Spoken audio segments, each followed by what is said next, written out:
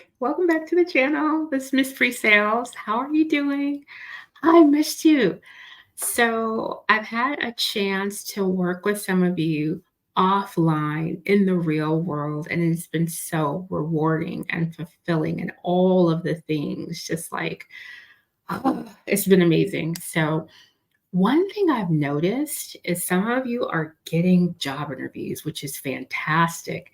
And you know how you have those multiple rounds of interviews? So part of one of the rounds usually is going to be, oh, present something, demo something to us, present something to us, blah, blah, blah. So I've gotten some panicked emails, texts, etc. What do I do? What do I do? We don't panic, first of all, because we have it. We have the greatness in us already. We have the seed. It's already planted, it's growing. We just have to share it. And so that's what I'm here for, to help you share that seed, to help you get to where you want to be in terms of a pre sales or some other role within tech that doesn't require all of the alphabets with the plus or knowing how to code or whatever else, but really just educating people and sharing what you know about your solution. So that's always 9 times out of 10 going to be part of that interview process. So I have part of my book I want to share with you, just to kind of get you started on that road to pre-sales. And then I just want to talk through a little bit of what that interview process may look like.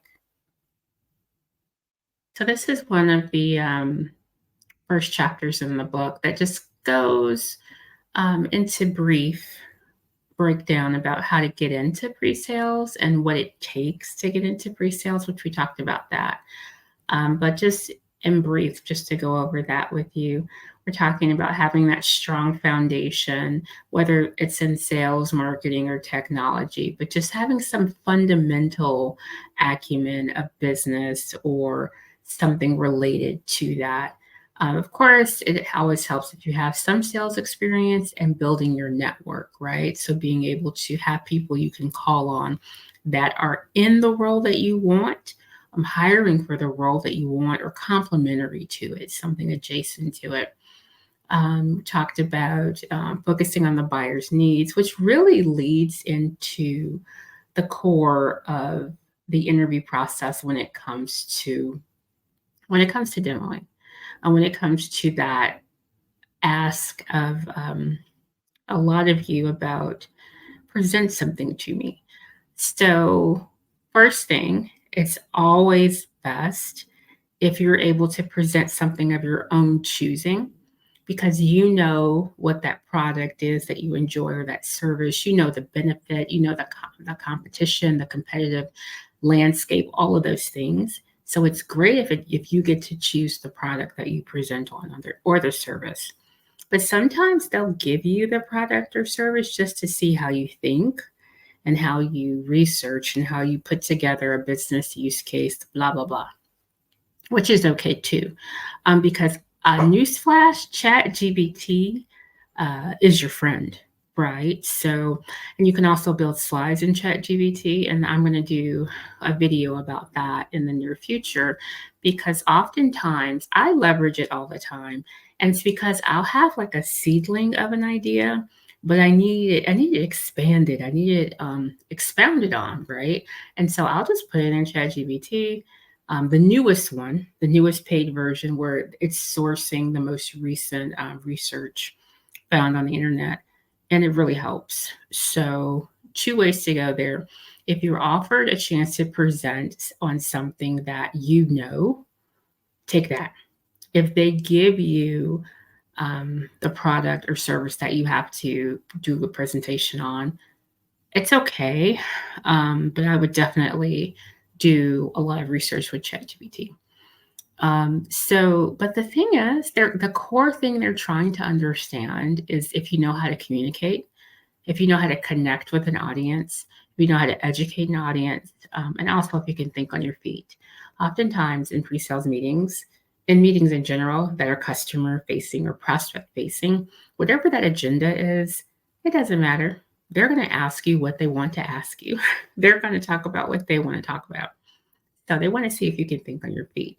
So I don't think I've ever had an interview where I actually got a chance to finish my presentation only because they were really focused on seeing if they could, like, juke me or whatever.